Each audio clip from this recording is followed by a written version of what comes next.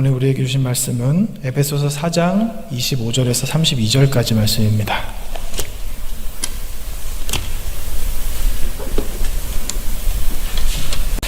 에베소 4장 25절에서 32절까지 말씀 교독하겠습니다.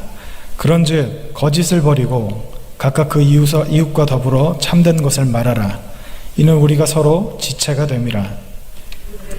죄를 짓지 말며 해가 지도록 분을 품지 말고 마귀에게 틈을 주지 말라. 도둑질하는 자는 다시 도둑질하지 말고 돌이켜 가난한 자에게 구제할 수 있도록 자기 손으로 수고하여 선한 일 하라. 무릇 더러운 말은 너희 입 밖에도 내지 말고 오직 덕을 세우는데 소용되는 대로 선한 말을 하여 듣는 자들에게 은혜를 끼치게 하라. 하나님의 은혜를 불심하게 하지 말라. 그 안에서 너희가 구원의 날까지 인치심을 받았느니라. 너희는 모든 악독과 노함과 분냄과 떠드는 것과 비방하는 것을 모든 악의와 함께 버리고 서로 친절하게 하며 불쌍히 여기며 서로 용서하기를 하나님이 그리스도 안에서 너희를 용서하심과 같이 하라. 아멘. 오늘 말씀은 성경을 좀 많이 볼 겁니다. 항상 제가 많이 봤지만 오늘은 좀 더 많이 봐야 돼서 잘 따라와 주시기 바랍니다. 에베소는 고대 7대 불가사의 중에 하나인 아데미 신전이 있는 곳입니다. 요즘 건축 기술로 봐도 믿어지지 않을 만큼 대단했다고 그렇게 기록이 되어 있는 아데미 신전이 있었다. 그러면 그 에베소 사람들이 어떤 삶을 살았을지에 대해서는 어렵지 않게 우리가 예측할 수 있을 것이라는 생각이 듭니다. 아마 그 아데미 신전이 있다는 것 자체만으로도 그 사람들은 굉장한 자부심을 느꼈을 것이고, 그리고 이 아데미 신전이 있었다는 것은 아데미 여신을 섬겼다는 것이겠죠. 이스라엘에게 여호와 하나님이라고 하는 분이 계시지 않으면 그 이스라엘이라고 하는 족속, 그 나라가 존재할 수 없는 것과 같이 에베소 사람들에게도 아데미 여신, 이 여신이 마치 이스라엘의 하나님과 같은 그런 존재였을 거라는 생각이 듭니다. 그런 이방 여신을 섬기는 문화권에서 극소수의 신앙생활을 했던 그리스도인들, 그들이 어떤 삶을 살았을까? 학자들은 여기에 대해서 여러 가지 이야기를 하는데, 아무튼 그들은 하나님의 부르심을 받았고, 그리고 하나님의 뜻에 따라 살기로 결단하고 신앙생활을 하지만 그들이 살고 있는 환경은 달라지지 않았습니다. 이방신을 섬기는 그 아데미 여신, 그러니까 요즘으로 치면 종교라고 하긴 그렇지만 아데미교라고 하는 그 이방 종교를 섬기는 사람들의 둘러싸여서 살았겠죠. 요즘은 차별 금지다 뭐다 해서 이렇게 다른 종교를 가진 사람에 대해서 그렇게 드러내놓고 차별하는 것에 대해서 좀 자유롭지 않은 시대를 할 수 있지만, 그 당시는 종교 때문에 사람이 죽임을 당하던 시대였습니다. 굉장히 어려운 신앙생활을 했을 것이라고 생각합니다. 아마 우리나라에 천주교가 처음 들어왔을 때, 지금 그 양화진 성지에 있는 옆에 절두산, 거기 가면 그 천주교인들이 박해를 받았는데 그들이 그렇게 목이 잘리고 죽음을 당할 수밖에 없었던 이유가 귀신을 섬긴다, 야수교 귀신을 섬긴다는 이유였죠. 그리고 그들이 그렇게 지탄받고 핍박받았던 가장 큰 이유는 제사를 지내지 않았기 때문이죠. 아마 천주교를 핍박했던 우리나라, 그게 불과 100년 정도밖에 되지 않은 일인데, 이 당시 고대 그리스 그리고 로마 시대에서는 아마 더한 핍박과 박해가 있었을 것이라는 생각이 듭니다. 바울은 그런 상황에 놓여있는 에베소 교인들에게 오늘 편지를 썼습니다. 오늘 우리가 함께 나눈 본문은 에베소서 4장 25절에서 32절까지의 말씀이지만, 사실 이 본문을 온전하게 이해하려면 4장 21절부터 5장 2절까지 보는 것이 정확합니다. 오늘 본문 우리가 읽은 여기에서는 그런즉이라는 접두사로 시작을 합니다. 그러니까 그런즉이라는 것은 앞에 무슨 다른 이야기를 했다는 것이죠. 이 그런즉을 4장 21절부터 24절이라고 할 수 있는데, 에베소 4장 22절 말씀을 보겠습니다. 너희는 유혹의 욕심을 따라 썩어져가는 구습을 따르는 옛사람을 벗어버리고. 좀 띄워주시겠어요? 계속.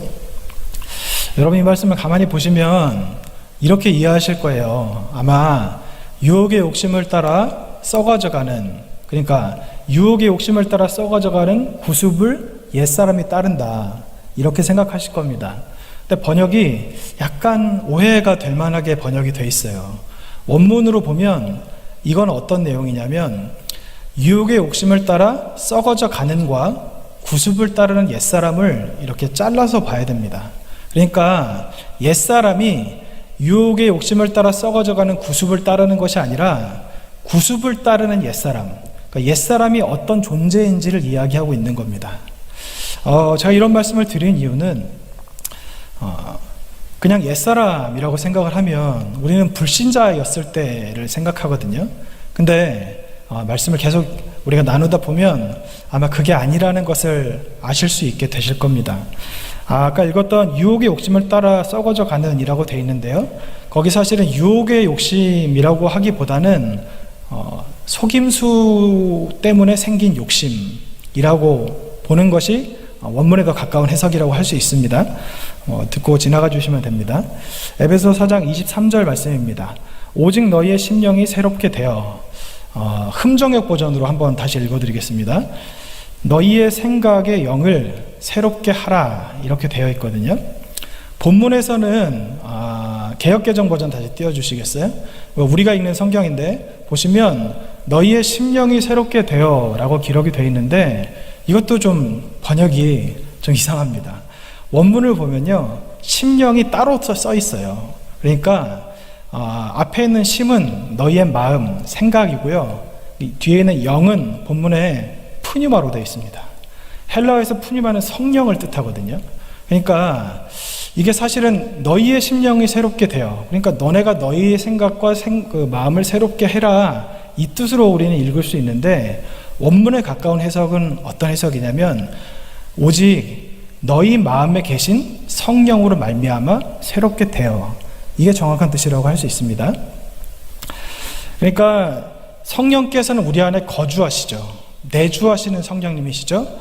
우리의 마음 안에 내주하시는, 그러니까 거주하시는 성령으로 말미암아 새롭게 되어야 한다, 성령으로 새롭게 된다, 이 뜻입니다. 그러면서 바울은 새 사람을 입으라고 이야기합니다. 4장 23절 다시 한번 보겠습니다. 하나님의 뜻을 따라 의와 진리의 거룩함으로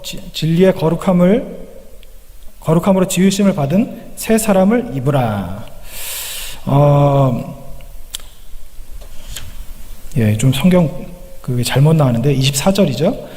바울은요, 하나님을 따라 진리의 말씀으로 거룩하게 지으심을 받은 새 사람이 되었다고 이야기를 합니다.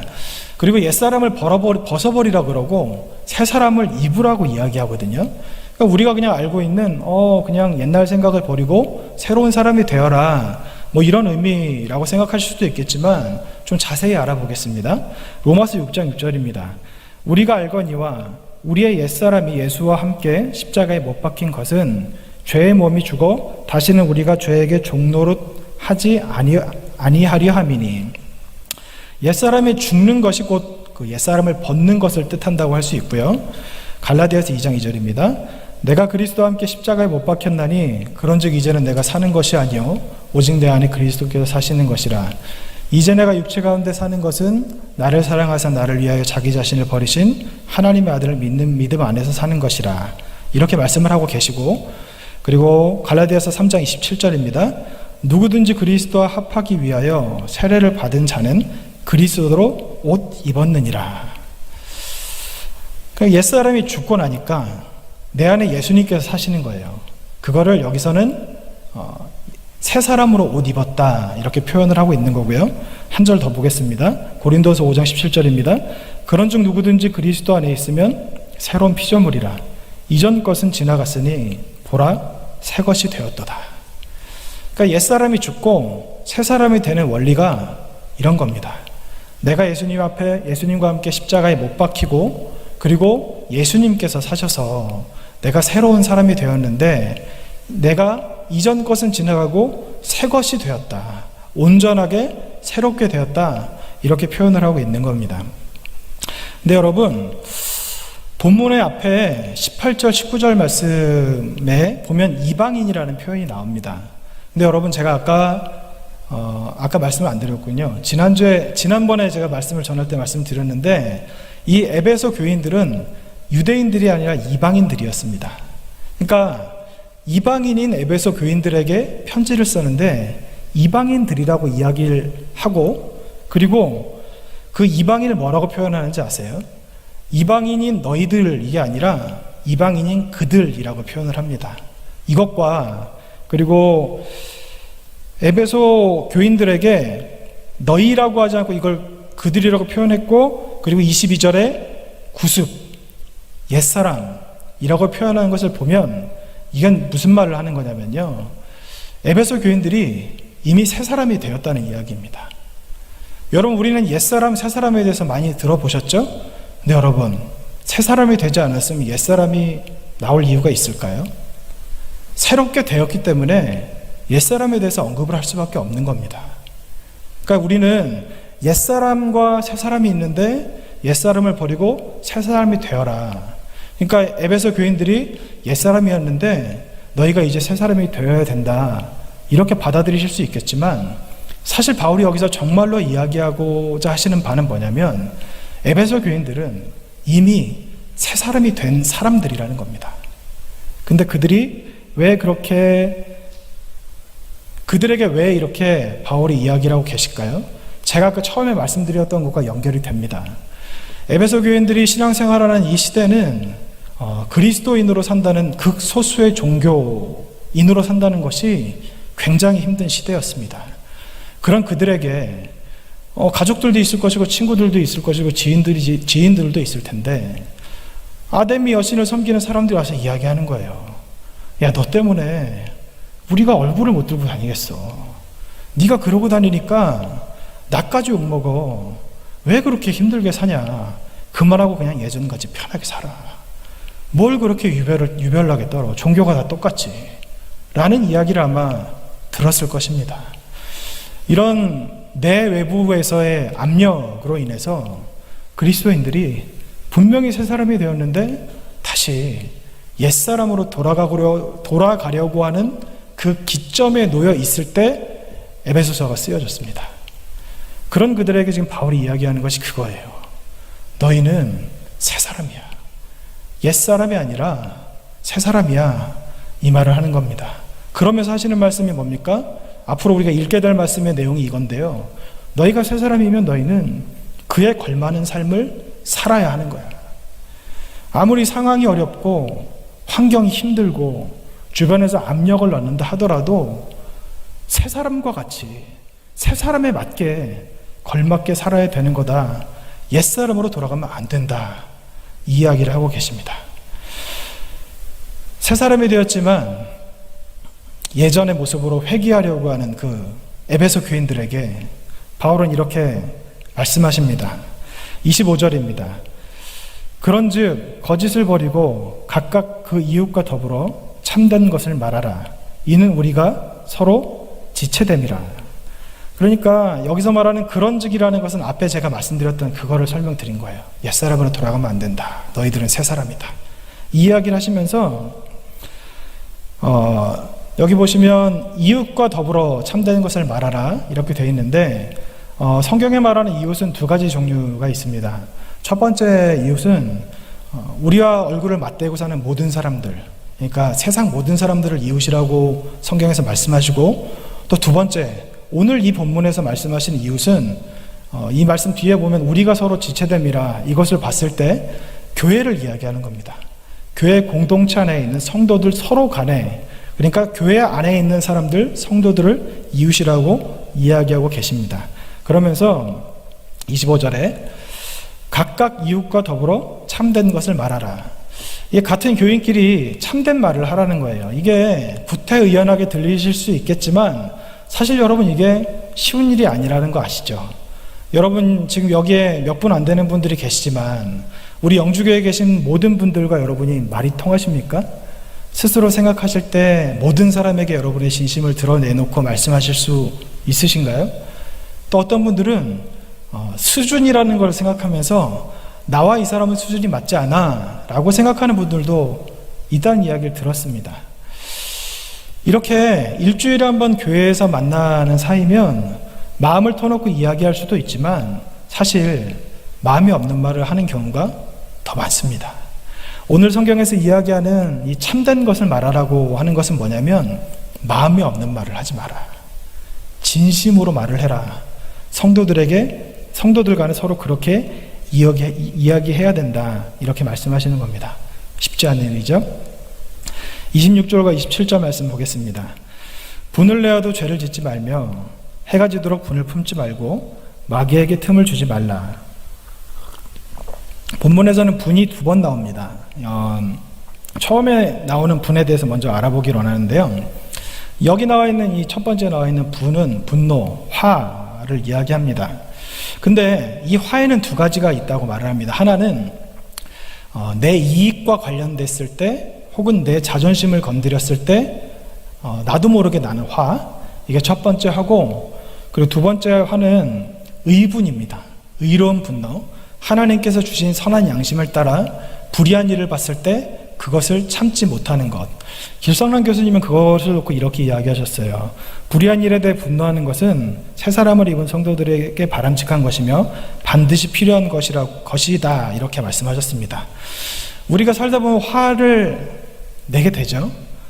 화나는 일이 당연하다고 그렇게 생각하시는 분들도 아마 계실 건데요. 그럼 여러분, 모든 화가 죄일까요?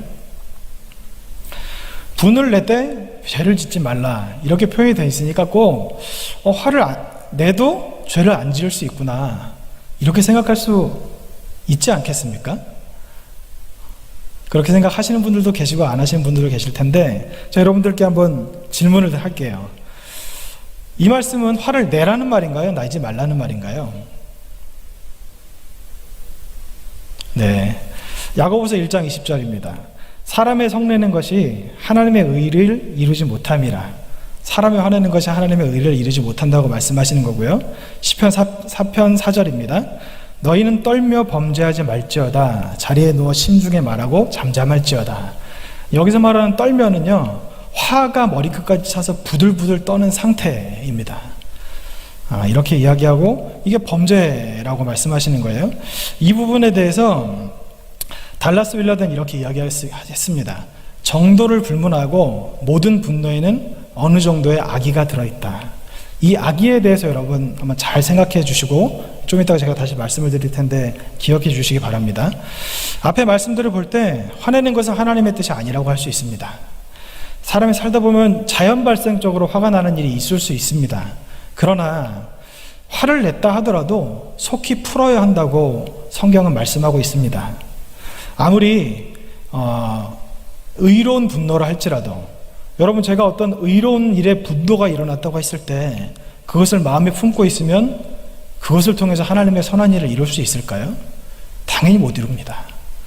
어떠한 학자들은 의분에는 악의가 있을 수 없다고 말하는 학자들도 있지만, 제가 방금 말씀드렸던 모든 분노에는 어느 정도의 악의를 품고 있다고 말씀드렸던 이 내용이 저는 더 공감이 갑니다.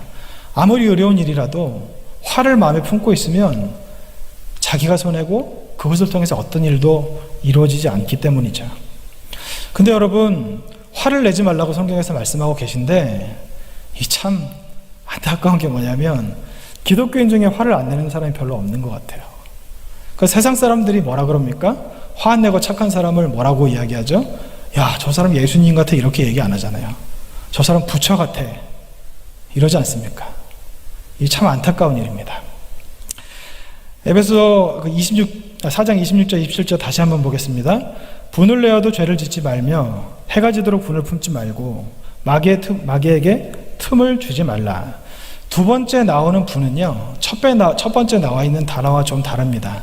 아까 시편 4편 4절에 나와 있던 떨며라고 하는 것과 비슷한데, 몹시 화가 나서 다른 사람이 말릴 수 없는 상태를 지금 두 번째 나와 있는 분이라고 이야기합니다. 뭐 그냥 화도 죄가 될 수 있다고 이야기하는데, 사람이 이렇게 머리끝까지 화가 나 있는 상태에서는 당연히 마귀가 그 틈을 노릴 수밖에 없는 것은 상식이라고 생각합니다. 아무튼 결론은 화를 내지 않는 것이 좋다, 이렇게 말씀하고 계십니다. 바울은 또 28절에서 계속해서 도둑질에 대해서 이야기하십니다. 도둑질하는 자는 다시 도둑질하지 말고 돌이켜 가난한 자에게 구제할 수 있도록 자기 손으로 수고하여 선한 일을 하라. 이 고대 그리스와 로마를 연구했던 학자들이 하는 말 중에 하나가 있는데, 그게 뭐냐면요, 그 당시에 에베소의 그 노동 환경에 대해서 이야기를 합니다. 에베소는요, 일단은 요즘 같은 정규직이 전혀 없었고 일용직이었어요. 일용직인데 그나마 그 일자리도 많지 않았습니다. 거기에 또 엎친 데 덮친 격으로 일자리를 얻어도 품삯이 넉넉하지 않았던 거예요.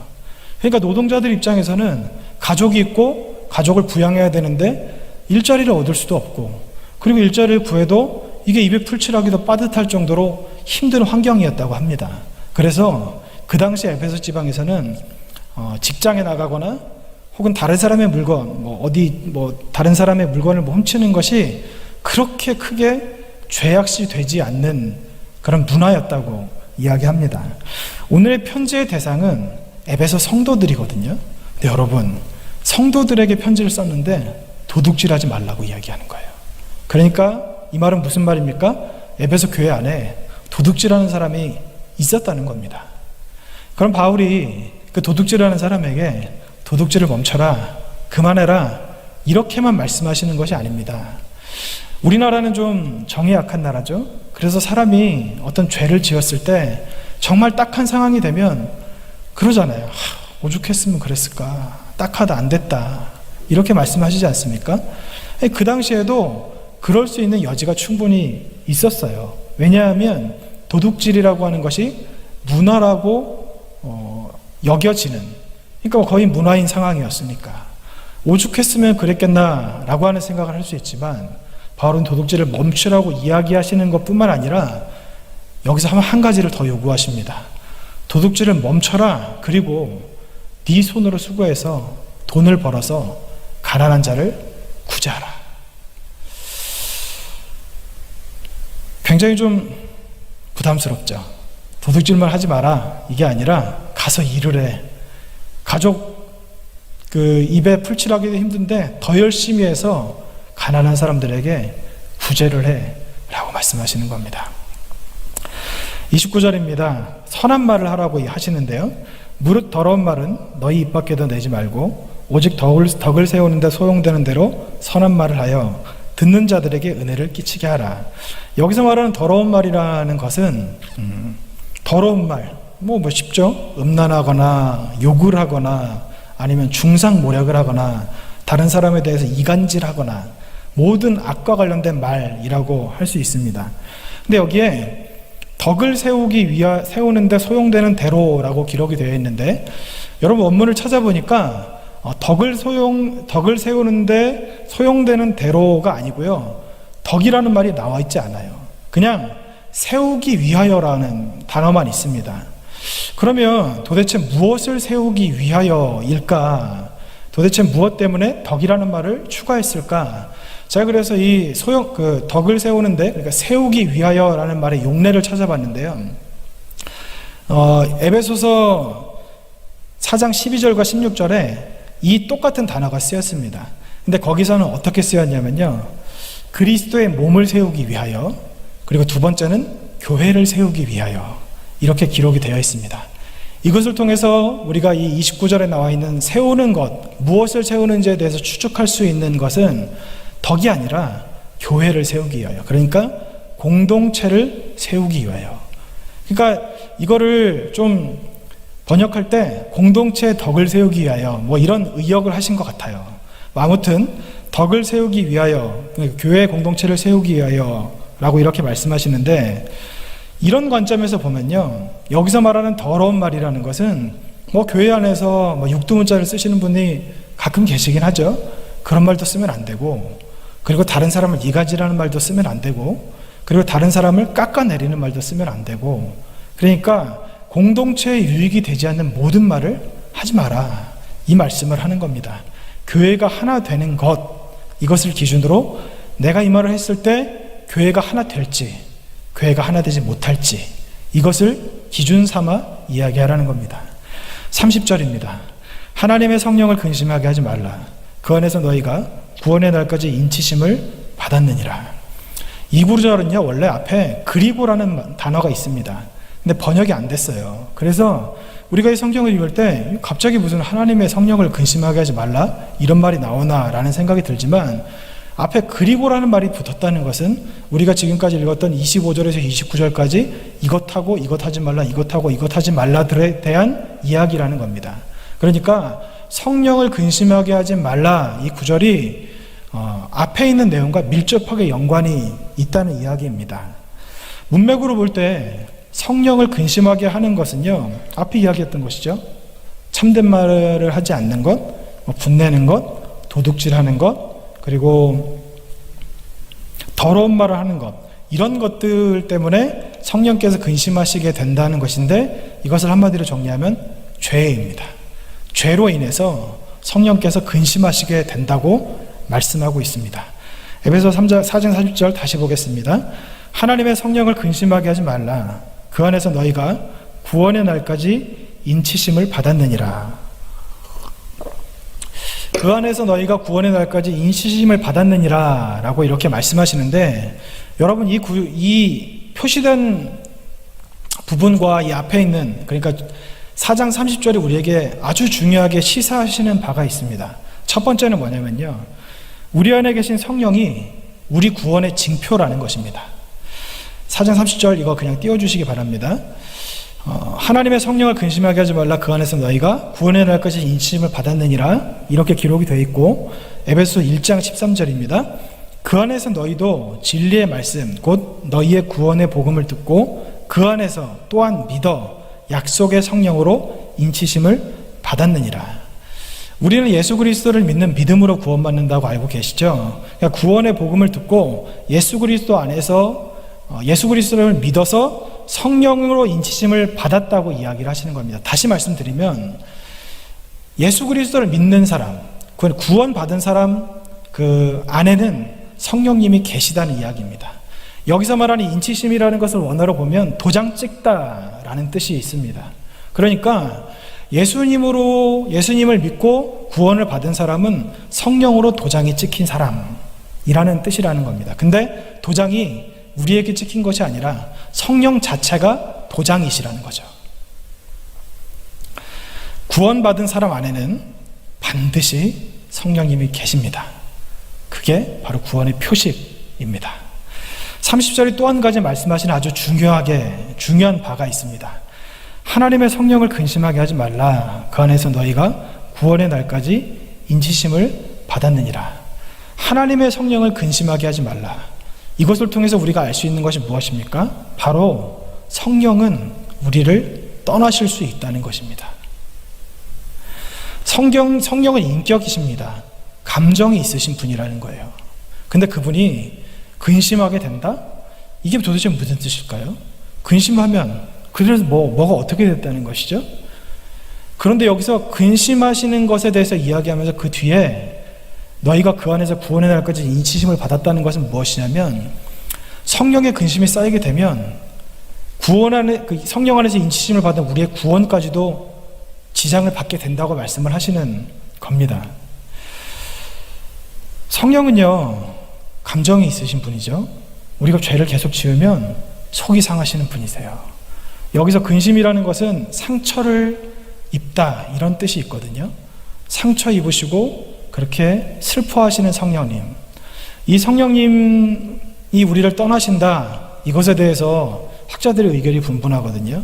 근데 여러분, 갈라디아서 5장에 보면 성령의 일과 육체의 일에 대해서 이야기합니다. 다르게 말씀드리면 성령의 일과 죄의 일에 대해서 말씀드리는 거예요. 근데 거기서 말씀하시는 바가 무엇입니까? 성령과 죄는 공존할 수 없다는 것입니다. 그러니까 성령이 우리 안에 계신데 우리가 죄를 짓죠? 그러면 이게 죄가 쌓이다 보면 성령께서 더 이상 못 견디시고 우리를 떠나신다는 거예요. 시편 51편 11절 말씀입니다. 나를 주 앞에서 쫓아내지 마시며 주의 성령을 내게서 거두지 마소서. 이 부분에 대해서 학자들의 의견이 좀 분분하긴 합니다. 왜냐하면 구약시대의 성경은 왕과 제사장과 선지자에게만 주어졌던 것이고 하나의 능력으로 보는 것이 맞다고 주장하는 학자들이 있고, 또 다른 부류의 학자들은 성령은 그 자체로 구원을 의미한다고 이야기하는 학자들이 있습니다. 그런데 저는 그 두 번째가 맞다고 생각합니다. 왜냐하면 나를 주 앞에서 쫓아내지 마시며, 쫓아낸다는 것이 뭘까요? 구원을 받는다는 겁니까? 못 받는다는 겁니까? 못 받는다는 이야기죠. 성령을 내게서 거두신다는 것은 구원을 못 받는다는 이야기가 된다는 겁니다. 구원은 하나님의 전적인 주권 아래 달려 있습니다. 그래서 제가 이렇게 서서 여러분을 보면서 어떤 분은 구원 받으시고 어떤 분은 구원 못 받으시겠다? 이런 말을 할 자격이 없죠. 그럴 능력도 없고, 사람은 그래요. 누가 구원 받을지 받지 못할지는 모릅니다. 하나님께서만 그 사람의 깊은 심정을 알고 계시기 때문에. 그러나 성경에서는요, 어떤 사람이 구원받는지, 어떤 사람이 구원받지 못하는지에 대한 가이드라인을 계속해서 우리에게 제시해주고 계십니다. 만약 누가 구원받을지 아무도 몰라, 그러니까 그냥 열심히만 신앙생활하면 돼 라고 생각하고 신앙생활 한다면 얼마나 힘들까요? 근데 하나님께서는 우리에게 이것을 친히 알려주셨다는 거예요. 그래서 한번 하나님의 은혜를 입은 사람이다 할지라도 언제든지 그 사람이 죄에서 떠나지 않고 그 불의한 길에서 벗어나지 않으면 구원을 잃어버릴 수 있다고 성경은 말씀하고 계십니다. 구원받은 사람은 무슨 일을 해도 구원이 훼손되지 않는다고 말하는 것은 그 대전에서 유명한 박옥수 구원파, 그 사람들이 하는 이야기입니다. 하나님을 믿었지만 끝내 버림받았던 사람들이 성경에 꽤 많아요. 구약 성경에 대표적으로 기름 부음을 받고 하나님께서 쓰시고자 하셨던 사울 왕, 그리고 민수기에 나오죠. 민수기에 나오는 선지자 발람, 신약 성경에 나와 있는 후메네오와 알렉산더, 그리고 데마, 분명히 하나님으로부터 부름을 받고 하나님의 일을 했던 사람들인데 이 사람들이 결국은 세상으로 갔고 버림받았다고 성경에 기록이 되어 있습니다. 성령이 근심하시는 것이 단순히 성령과의 교제가 끊어진다던가 성령께서 우리에게 역사하시는 그 역사의 범위가 줄어드는 것을 의미한다고 생각하기에는 이 말씀이 우리에게 시사하시는 바가 너무나도 엄중합니다. 성령에 근심하신다는 것은 우리의 구원에 영향이 간다고 보는 것이 맞다고 볼 수 있습니다. 그럼 여러분, 이런 생각을 하시는 분들이 계실 거예요. 구원은 분명히 믿음으로 갖는 건데, 아까 그 성경에 읽었던 것도 예수 그리스도를 믿는 믿음 안에서 구원을 받는다고 기록이 되어 있는데 왜 성령께서 근심하시면 구원에 지장이 생긴다고 말씀을 하시나? 라고 생각하실 거예요. 근데 제가 여러분께 누누이 말씀드렸죠. 우리는요, 믿음으로 구원받고 행위대로 심판받습니다. 믿음으로 구원받고 행위대로 심판받는 거예요.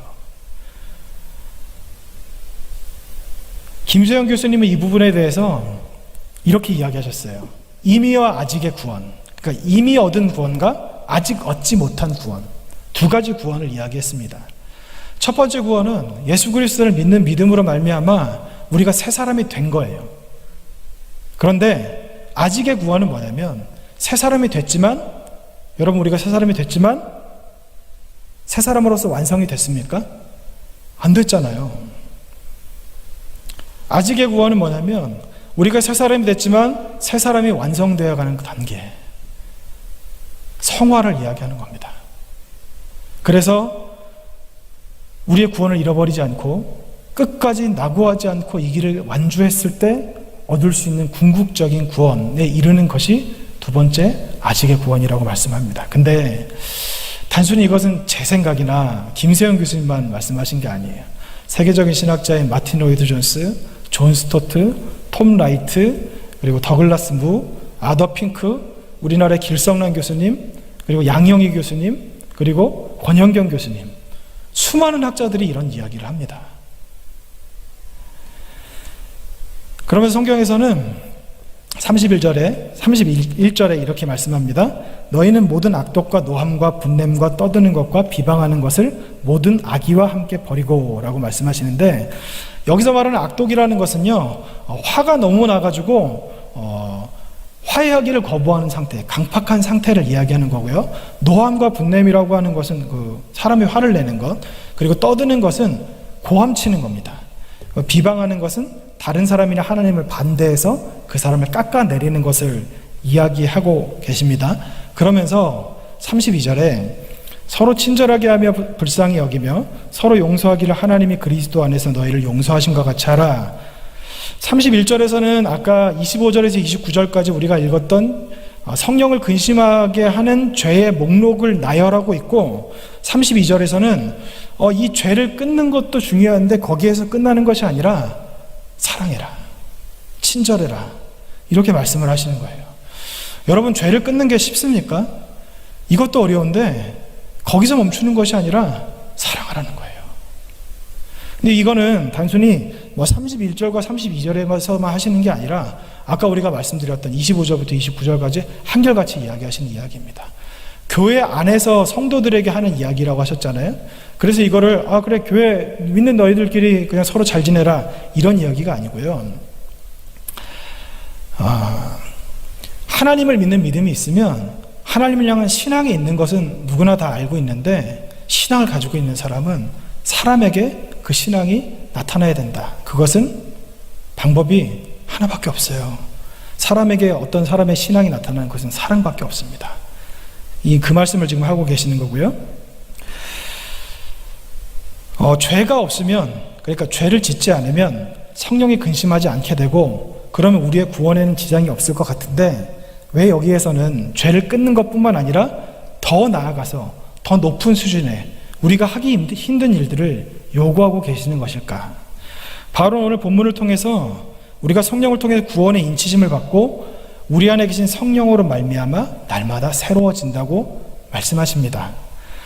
우리의 죄가 성령을 근심하게 할 수 있고, 그리고 이 죄의 목록들에서 이야기하는데, 여러분 25절에서 29절까지의 그 죄의 목록들, 그리고 지금 31절에서 말씀하시는 죄를 봤을 때 혹시 마음속에 이런 생각 가지신 분 계시지 않으십니까? 나는 아닌 것 같은데, 나는 저 정도까지는 아닌 것 같은데 라고 생각하시는 분이 계시지 않습니까?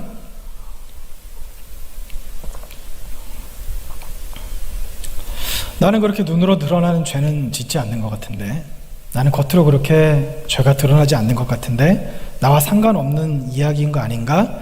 라고 생각하시는 분이 계실 수도 있을 것이라 생각합니다. 하지만 오늘 본문은 단순히 눈으로 보이는 죄에 대해서만 말씀하고 계시지 않습니다. 겉으로 드러나지 않는 그 마음의 숨은 의도, 그러니까 본심에 대해서 말씀하고 있습니다. 31절을 다시 한 번만 띄워주시겠어요? 여기 보시면 악독, 노함, 분냄, 떠드는 것, 비방하는 것 뒤에 악의와 함께 버리고 라고 기록이 되어 있습니다. 악의가 뭘까요? 악의는요, 악독과 노함과 분냄과 떠드는 것과 비방할 수밖에 없게 만드는 내 마음의 뿌리, 의도, 그거를 이야기하는 겁니다. 우리가 하나님의 뜻을 아니까 죄를 짓지 않아야 되는 것을 알죠?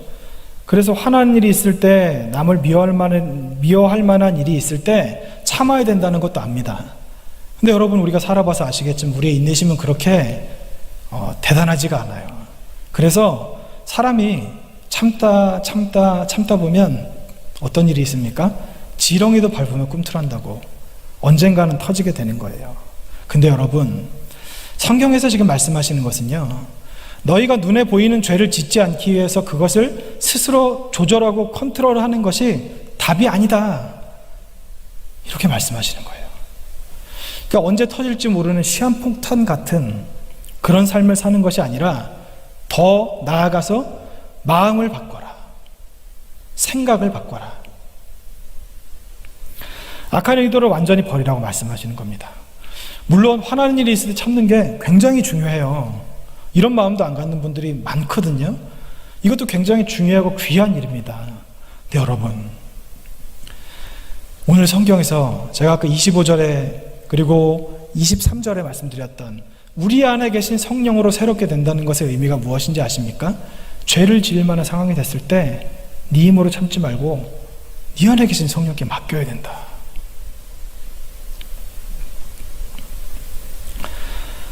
옛사람으로 돌아가려고 하면서 죄를 짓지 않기 위해서 끙끙대는 것이 아니라 우리가 새 사람이 되었다는 그 믿음을 가지고 새 사람으로 살아가라고 오늘 선포하고 계시는 겁니다. 길선원 교수님이 이 부분에 대해서 이렇게 말씀하셨습니다. 구원받은 성도들은 이런 악덕들을 모든 악의와 함께 버리지 않으면 안 된다. 악이란 악한 태도나 악한 성향을 의미한다. 새 사람을 입은 성도들은 악한 행위를 버리는 것만으로 부족하다. 악한 성향이 존재하는 한 악한 행위들을 할 수밖에 없기 때문이다. 그러므로 성도들은 자기 안에 존재하는 모든 악한 성향까지 버려야 하는 것이다. 이걸 제가 어떻게 설명드릴까 참 고민을 많이 했는데요. 여러분 요즘에 주식하시는 분들이 많죠. 제가 TV에도 보니까 TV를 제가 안 보죠, 참. TV가 아니라 이렇게 인터넷을 보면 주식하는 분들이 세상에 그렇게 관심이 많대요. 경제신문 있는 거 다 꺼내서 읽고 정치, 사회란까지 다 본대요. 집값이 어디가 올랐나 떨어졌나 보면서 내가 투자한 기업이 뭐 거기에서 뭐 조그마한 사고가 나면 막 내 거인 것 마냥 그렇게 잠도 못 자고 한다고 하시더라고요. 여러분 그분들이 왜 그럴까요? 나라를 사랑해서 그럴까요? 그 기업을 생각해서 그럴까요? 아니죠. 돈 때문이죠. 여기서 말씀드리고 싶은 게 바로 그거예요. 우리가 죄를 짓지 않는 거 중요합니다. 겉으로 드러나는 죄가 나타나지 않는 것 중요해요. 그런데 이것이 무슨 의도로 그렇게 하는 것이냐? 단순히 내가 죄를 끊어야지라고 하는 거기에서 끝나는 것인가? 아니면 내 안에 계신 성령을 내가 인정하고 성령께 내어 맡기고 성령의 뜻대로 살겠다고 하는 그런 순종의 의미에서 그렇게 하는가? 겉으로 드러나는 현상은 똑같죠. 둘 다 죄를 짓지 않는 것 같죠. 하지만 그 마음은 완전히 다르다는 것입니다. 에베소 교인들에게 바울이 오늘 이 편지를 쓴 진짜 이유를 31절과 5장 1절에서 말씀하십니다. 보겠습니다. 서로 친절하게 하며 불쌍히 여기며 서로 용서하기를 하나님이 그리스도 안에서 너희를 용서하신 것 같이 하라. 5장 1절 그러므로 사랑을 받는 자녀같이 너희는 하나님을 본받는 자가 되고. 왜 악을 버리지 않고 도둑질하지 않고 더러운 말을 하지 말라고 하셨을까요? 성령이 근심하시기 때문이죠. 그러면 왜 참된 것을 말하고 화내지 않고 그리고 가난한 자를 구제하라고 말하셨을까요? 왜 죄를 끊는 것뿐만 아니라 사랑하라고 말씀하셨을까요? 그것은 바로 그것이 하나님을 닮는 길이기 때문입니다. 하나님께서 우리에게 본을 보이셨고 예수님께서 이미 우리에게 본을 보이셨고 그 예수님께서 보이신 길, 하나님께서 보이신 길을 따라가야 한다. 그렇게 말씀하고 계시는 겁니다. 에베소서 5장 1절을 다시 보겠습니다. 그러므로 사랑을 받는 자녀같이 너희는 하나님을 본받는 자녀가 되고 본받는 자가 되고. 여기에서 하나님을 본받는다는 것과 같은 의미로 기록된 성경이 있는데요. 바로 그 레위기 말씀이죠. 지금 베드로전서 말씀을 읽을 텐데 여기에 인용된 말씀입니다. 베드로전서 1장 15절에 16절입니다. 오직 너희를 부르신 거룩한 이처럼 너희도 모든 행실에 거룩한 자가 되라. 기록되었으되 내가 거룩하니 너희도 거룩할지어다 하셨느니라.